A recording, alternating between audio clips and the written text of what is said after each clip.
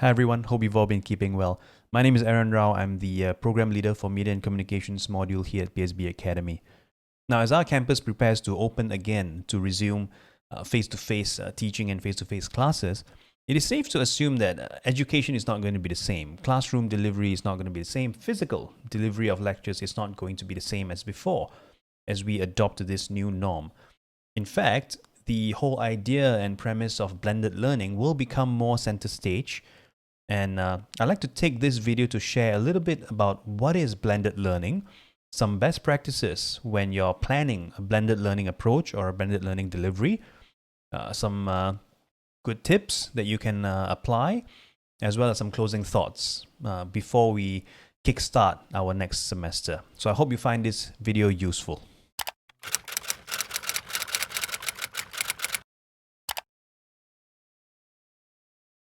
Let's talk a little bit about what exactly is blended learning. Now, from time to time, you will see me sort of switching gears and turning my focus into my screen, which is just right next to me. So I hope you wouldn't find that too distracting. Now, in this video, I will sort of guide you through a little bit about the background of blended learning. And I'll also attempt to show some demonstration on our approach to blended learning, some of the things you can do, some of the things you can practice and adopt for your own classes as well. Now, keep in mind that this will differ differently for different modules, different courses, different types of content. So feel free to take this video and take what I share with you as a good starting point or as a good reference point for you to adopt and change and tweak to fit your style and your method of teaching. All right, so let's just get started into the slides here. Welcome to a quick guide to blended learning. Yeah, so what exactly is blended learning? Based on the Google definition of blended learning, it is a style of education in which students learn via electronic and online media, as well as face-to-face teaching, which I tend to agree, right? So we've all been... It is very likely that you've been applying some kind of blended learning approaches over the past few years. So a good indication that you've been doing some form of blended learning is if have you incorporated any sort of websites into your learning materials? Have you incorporated any sort of online quizzes, online submission? Are you using online platforms like Moodle or Blackboard or YouTube? Have you been incorporating other digital collaterals, some things that students can download and read on their own? Are you using ebooks? These are all approaches to blended learning, whether you realize it or not.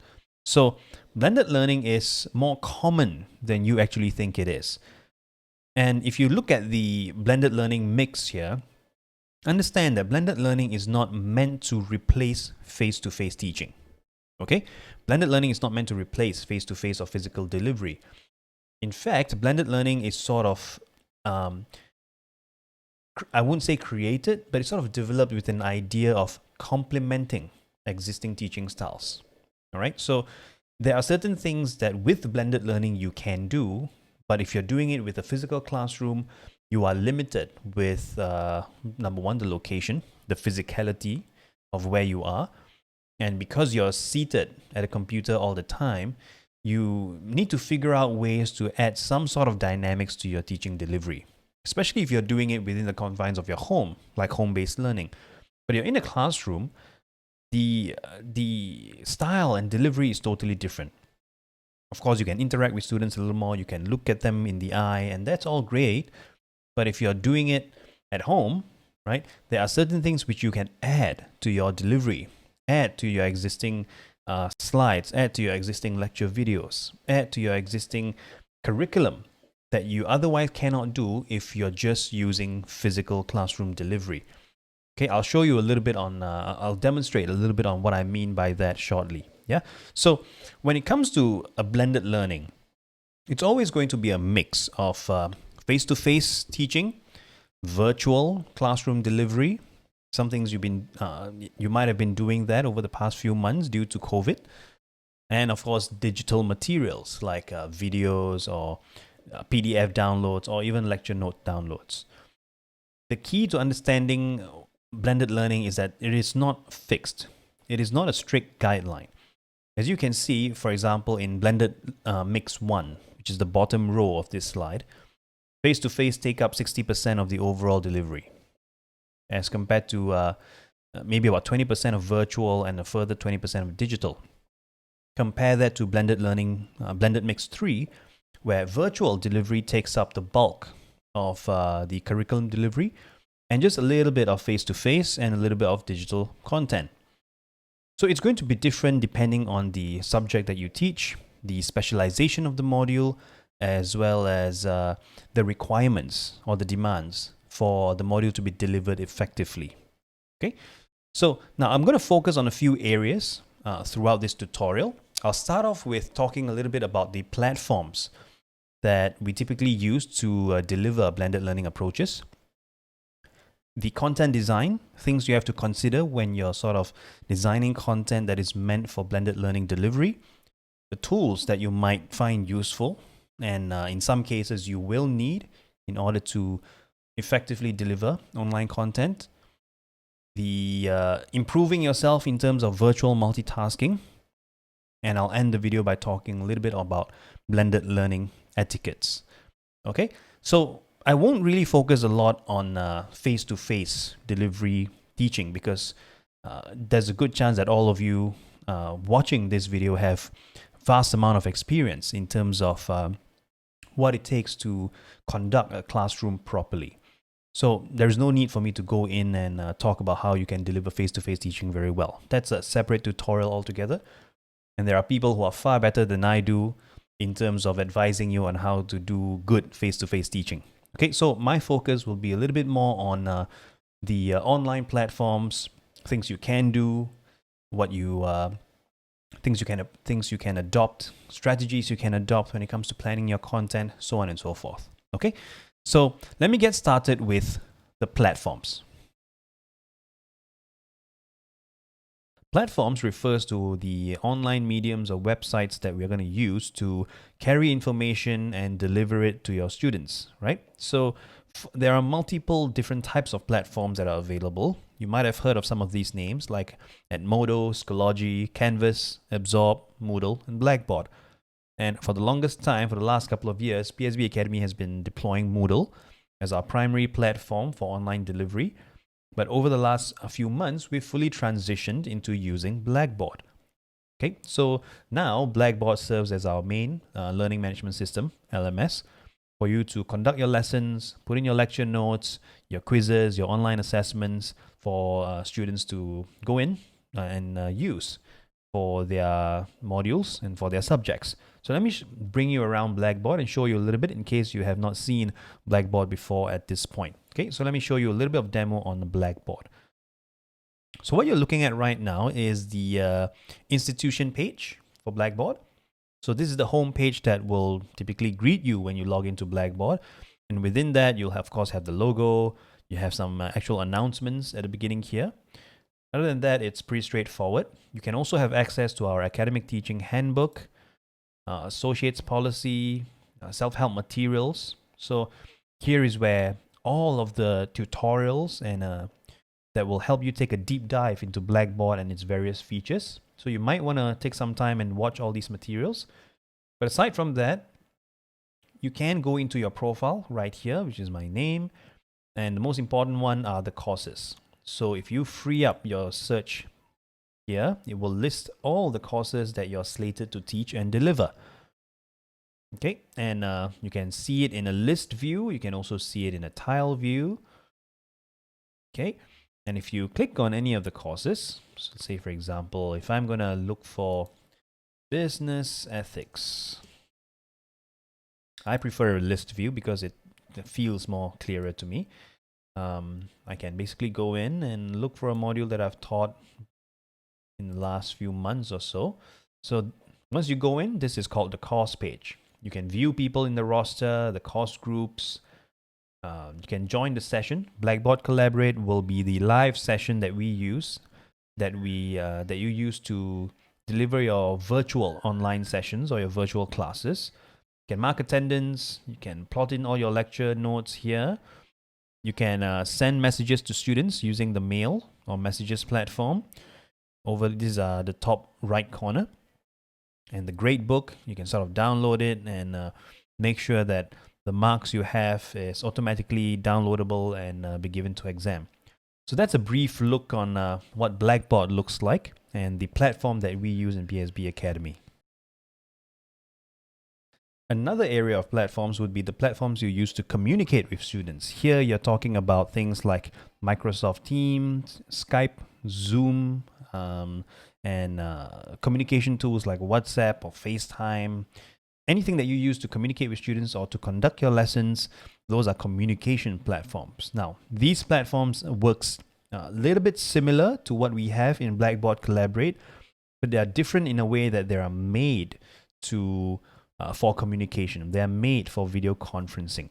So it won't have features like dragging and dropping of files, lecture materials, lecture notes. You can't really do all those things. Like the whiteboard feature won't be around. But if you're going to have consultations with students on a one-on-one or small groups, you may want to consider all these other available platforms to become an alternative should one particular platform fail. So the best ones I would recommend at this juncture would be Microsoft Teams and Zoom. These are the two good ones. That's assuming if you cannot do it within Blackboard Collaborate. Okay, so try your best to keep all of your lectures or all of your online sessions within Blackboard Collaborate. But if you cannot do so, and if you need to deploy other types of platforms, then Zoom and Microsoft Teams would be the next best options. Okay. Now, when it comes to content design, it's worth to remember that there's no such thing as one size fits all, and it's always going to be different for different modules and different courses. But it's good to pre-warn yourself that when you're planning for a blended learning approach, it usually means that you have to prepare a lot of things ahead of time, often more things than you would when you're delivering a standard face-to-face physical lecture. So if you take a look at the notes that I have prepared here, looking back at the blended learning mix, it's always going to be a mixture of face-to-face, virtual delivery like using Blackboard or Zoom or Skype, as well as using digital peripherals. So what that means for you as a lecturer is that you have to prepare materials that would fit all three categories. Materials, so if you are used to preparing your PowerPoint slides for face-to-face delivery and face-to-face alone, that means you have to learn to diversify your sources now. Sort of make your resources, make your materials a little bit more dynamic, or converge your resources so that it's able to live on multiple different styles of delivery. All right. So a few questions for you to consider. Number one, when you're planning your content design, how many face-to-face hours that you must deliver in class physically? Okay. Number two, what would be the primary mode of delivery? Is it going to be fully virtual? In other words, you're delivering it in online completely, or is it going to be a mix of face-to-face physical classroom and virtual? Okay, something to think about as well. And how rich are your learning support materials? Will they be able to carry you through the face-to-face sessions as well as the virtual sessions? Okay, because sometimes you plan your materials ahead of time, but you might find yourself running short of things to deliver if you have one or few more sessions that you need to deliver in a different style. For example, online tutorial or online webinars or online seminars. So you don't want to find yourself in a position where you don't have enough things to continue teaching or continue to keep your students occupied. Okay, so let's take a standard 30-hour lecture or 30-hour module as a starting point. Now, within that 30 hours, you can sort of split it into multiple different fractions here. You can have videos, you can have live teaching, which is your usual lecture notes style. You can change it to support and seminars. Okay, again, within that 30 hours, you have some flexibility on how you want to use it, right? So again, videos, live teaching, support and seminars, as well as classroom discussions, or even one-to-one consultations. Now, if we break it down even further and we just look into preparation of videos and live teaching, you can even go and see that there are more things for you to prepare. Are you going to pre-record the videos?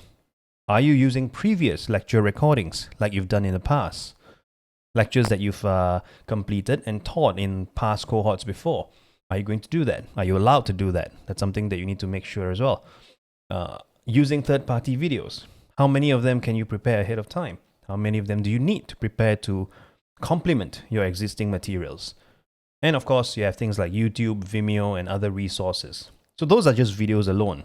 You need to make sure that you have the videos either readily available or downloadable, or you need to make sure that all those links work before you put them up in your various platforms.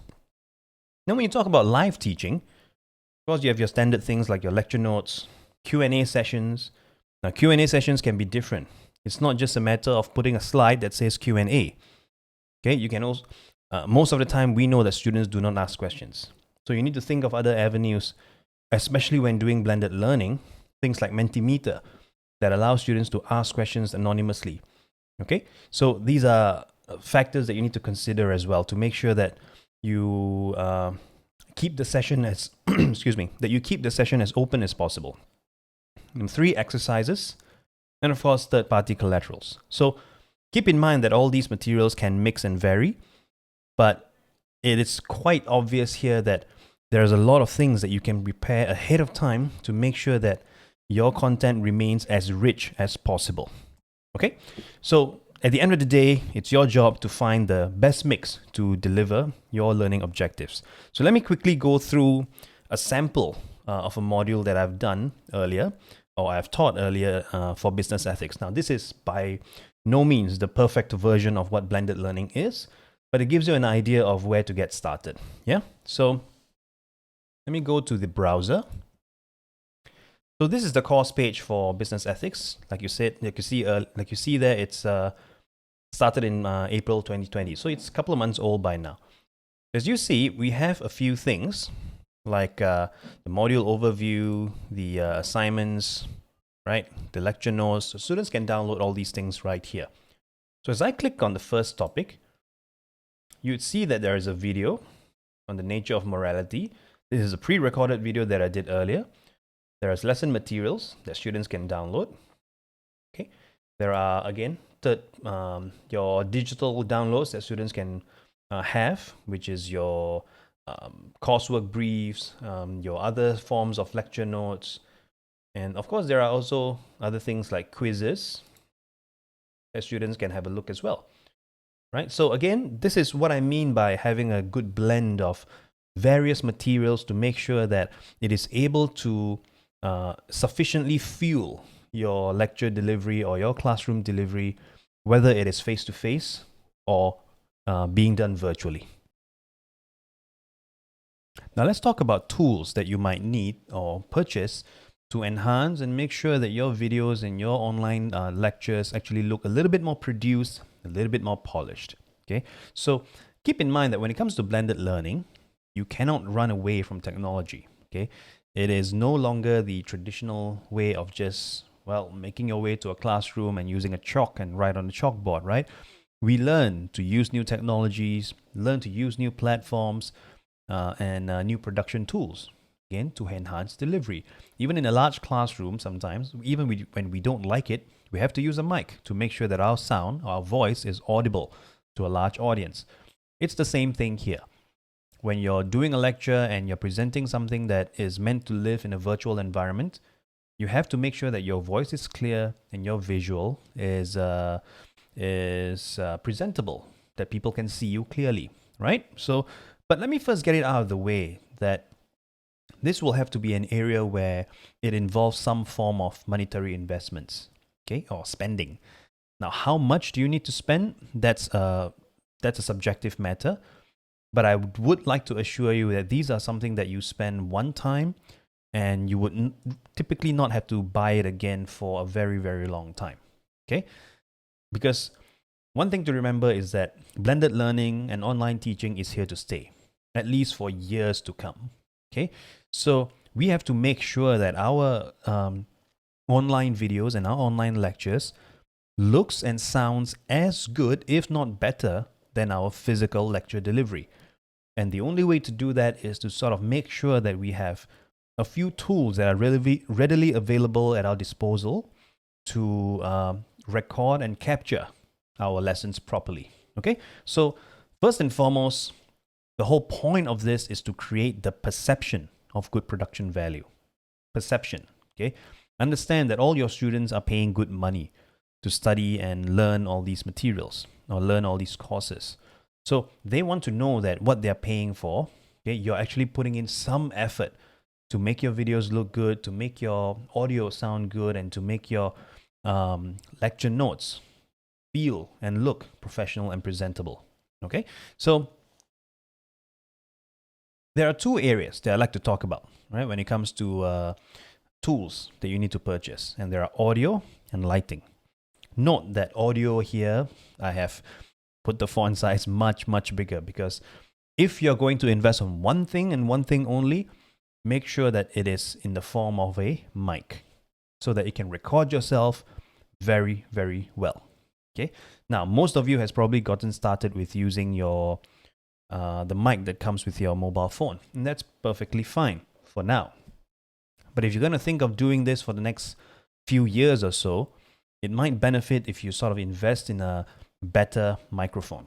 Okay, so microphones can come in many forms, and they can range in budget from something relatively cheap, $40, $50, to thousands of dollars. Now, what is visualized here is a microphone that I have used before that is in the region of $150 or so.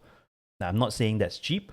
I'm not saying that's expensive. Again, that's a very subjective matter. But if you are looking to buy something once and forget it, then you might want to hit somewhere that is reasonably affordable to you, that you know it's going to be quality and it will last you for a long time. Okay. Another version of a mic is something that you can boom up to make sure that it's not on the table, because as long as you have anything on the table, it's going to sound very clicky and very noisy. So for example, if I'm going to type a lot, you can probably hear it. Okay, so if it's on the table, you're going to hear all the vibrations, all the clickety-clacky sound. So what that means is that if you're going to use the mic that comes with your laptop, okay, and when you type something on the keyboard, it's going to sound very audible, often even distracting and unnecessary. Okay, or in this case, if you're using the mic that comes with your mobile phone and you're hanging it over your chest, or there's a zipper right here, and if the mic tends to hit the zipper and it will create sounds like that, right? You don't want that. You don't want that. You don't want anything taking away from the actual content that you want to deliver. You don't want any distractions that is causing all those problems. So having a boom stand like that, okay, you don't have to necessarily get what I have, right? But having a setup that is pictured here doesn't cost you a lot. In fact, very recently, I helped another colleague of mine do something that is like that, which I believe costs anywhere between $70 to $80 for the entire setup. So again, these are one-time purchases for you to sort of fix on your desk, and you can be assured that whatever you record sounds good moving forward. Okay? And a little bit on lighting. Now, if you're unable to park yourself in front of a window and make sure that you're well lit, just like my room here, I can't exactly face the other side because, well, the furniture is not set up that way. So I have to purchase some form of lighting. Now, lightings can be very cheap. The one pictured here is about $20 to $30. You just clamp it on your monitor or clamp it on your desk or something to make sure that you're at least well lit, because the harder your laptop camera has to work to light you up, what that usually means is that the visual will become more grainy and tend to be poorer in the end quality. Okay, so that's something that you need to think about. I don't focus a lot on this because I believe that what matters most is that you need to focus on making sure your audio sounds good first. Then you make sure your video sounds good. So the things to improve is always going to be audio followed by video. So that's a little bit on tools. And just to give you a sort of an idea of how you want to set up, this is how my desk is set up at the moment. Now keep in mind that this is not the perfect setup by any means. This is just some sort of a reference point that you might want to think of and consider. And these are sort of equipments that I've used over the years, that I've slowly purchased over the last 5, 6, 7 years or so. And I'm not suggesting that you buy all of these things, but as a reference point, this is the sort of setup that you might want to think about as you prepare your desk or your, I like to call it a cockpit. Prepare your cockpit moving forward. Every time you start teaching, you have everything ready so that you're not distracted and you're in the right mindset. Because if you're going to spend hours and hours on end in one environment, in one place, in a small area, you might as well make it the way that you want it to be. All right, so let's a little bit on tools. Hope you find it useful. Now, once you have everything set up and you're thinking about pre-recording your lectures and doing it with a greater production value, you might want to consider pre-recording it using some online softwares. We call it streaming platforms. Now, this is by no means telling you to stream your lectures online, but these streaming softwares typically have a feature where they allow you to pre-record everything that you're teaching so that it looks good, so that you're switching around your videos smoothly, and you're able to add some fine-tuning to make sure that your videos actually look presentable, and there's no weird transitions in the middle as you're fiddling through websites or fiddling through your other notes, things like that. So there are a few things that you want to consider. If, again, this is not something that you must do right now, but if you're looking to improve your online teaching game in the future, there's a few platforms that you might want to consider picking up and taking your time to learn. Number one is OBS, Open Broadcast Software. That's the rounded logo over there. It's free and it's available for both PC and Mac. Number two is a paid platform. It's called Ecamm Live, but it's only available for Mac only. Number three is vMix. Now, this list is not this is not the only three that is available. There are many more available in the market, but these are the three that is the most popular. And of course, the only one that is free, OBS, is actually the one I'm using to record all these things right now. So I find it very useful. The learning curve is quite steep, pre-warned, but once you get a hold of it, it's actually pretty easy. And I've had a few colleagues who've also gotten around with learning OBS at this point to pre-record their lectures and make sure that when they are transitioning from slides to camera, right, what I'm doing now, for example, and back to the slide and again back to the camera, you're able to do it fairly smoothly and without causing any sort of disruption to the overall lecture and to the overall video. Okay, again, these are value add that once you learn it, you enhance your own knowledge as well. Okay, so I hope you find this useful. Now let's talk a little bit about the ability to do virtual multitasking. This is, I would argue, an increasingly important skill to make sure that you don't come across looking very uncertain of what you're supposed to do, of what materials you need to show your students at any given time.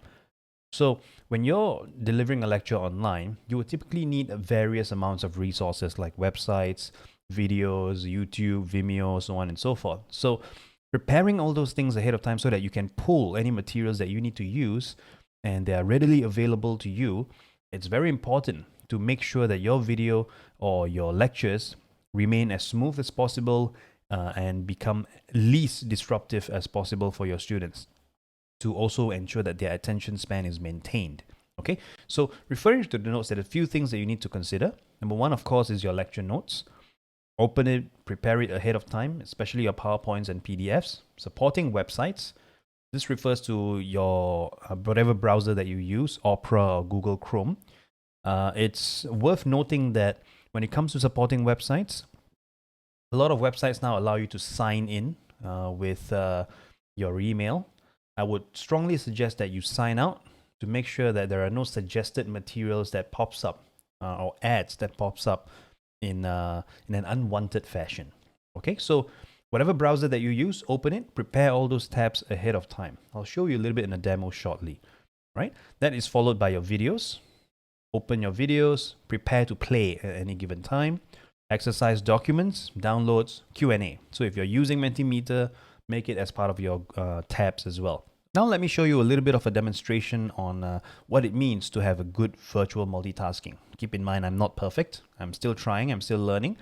But this is a sort of a taste of how smooth your transitions can be from one item to the next material to the next material as you're showing students. Now, for the purposes of this demo, I'll be using pre-recording software called OBS. And this is also to encourage you, if you want to adopt learning a new software ahead of time, to enhance your video delivery or your lecture delivery.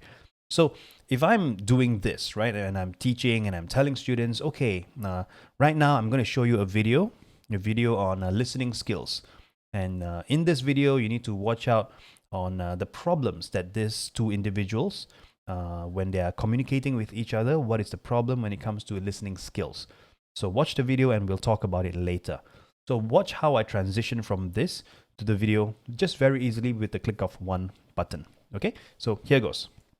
Peter, I want to talk to you about this afternoon's client meeting because there's something very particular I wanted to make sure that you know about. Yeah, I know. We got to get the food there on time this time, Joanne. Yes, we have to get the food on time, but that's not it. There you go. So it's quite easy, right? You don't see me saying, okay, now let me go and find the video for you. Let me click this. Let me close this window. Let me open the other window. None of that. Okay, so there's no such disruptions that is causing students to, okay, take up their phone and sort of check while they're waiting for you to open up the video. All right, so all these things matter. All these fine tunes matter when you're sort of improving your overall presentation of your lecture. Now, let's say I want to show I want to show students how to move around when it comes to using Blackboard. So it's quite easy. I'll just click on this, and here you go. I'm showing students with Blackboard, and you can see a small sort of cursor here. I can show students, take them around, and this is the quiz, this is the assignment. I can tell them what to look for, where to look for certain things, and it's quite easy. And if I want to, if I'm talking about climate change in business ethics, for example, business and the environment, that's one of the things that I teach. So I can quite easily just, let me take this again. So if I want to sort of cue to the next thing, which is a website that shows the effects of climate change when it comes to the COVID situation, I can quickly just again bring up the browser and show them, okay, this is about POFMA, this is some NASA satellite that shows the air pollution dropped amid the coronavirus outbreak. And if I'm talking, again, you've seen that earlier, if I'm teaching about journalism, I can show them a little bit about the POFMA, which is the Protection from Online Falsehood and Manipulation Act. This is for a mass communication module. I can just browse through the website. I can give commentary through it, narrate through it, not a problem. And if I want to show them a video on YouTube, again, I just change the tab. It's quite easy. This is a YouTube video. Okay. And if I have a Q&A session, I can just change the tab again with a Mentimeter. And students can ask questions from there, and they can see me reading the question and narrate through the questions live without any problems. Okay, so this is how easy it is for you to just improve and figure out ways for you to improve your multitasking skills. So let's say if I want to show something else, right? If I want to show another window of lecture notes, again, it's quite easy. Let me just turn on the browser. Let me just move this away. And now I'm showing them lecture notes. Right. This is just a simple PDF that I've done earlier. And if I want to go back, I just click on the window again and go back to contents and other websites that I find relevant that I want to show students. Okay, now this is very, very important. And if I want to go back to the lecture notes, click back on this, and I'm back to where I'm supposed to be. Okay, so this is usually much better than you just fiddling through, closing one application, opening the next, closing one, opening the next. And again, it limits any sort of disruptions that might be caused by you fiddling around your computer filing systems. Okay, so that's on virtual multitasking.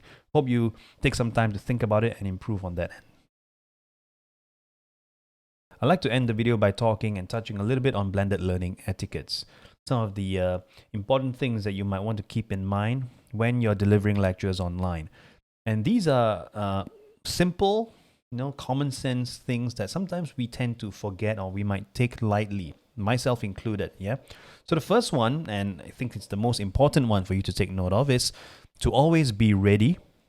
And what I mean by be ready here is prepare your materials early, prepare your slides early, your websites early, your videos early, so that you're limiting any possible disruptions in between. We've talked about that earlier in virtual multitasking. A lot of that, is one step closer to you being ready. A lot of things in perfecting virtual multitasking takes you one step closer to making sure that you're always ready to prepare your lectures. Putting yourself in the right frame of mind is also very important. So number 2, create a quiet environment where possible. After all, you are recording something, you are presenting something, so having a quiet environment is very important. So no noisy distractions. Of course, you can't control things like MRT moving across or plane flying over. I'm not talking about those things, but more so of your household, making sure that the environment that you're in, especially the room that you're in, is controlled where possible.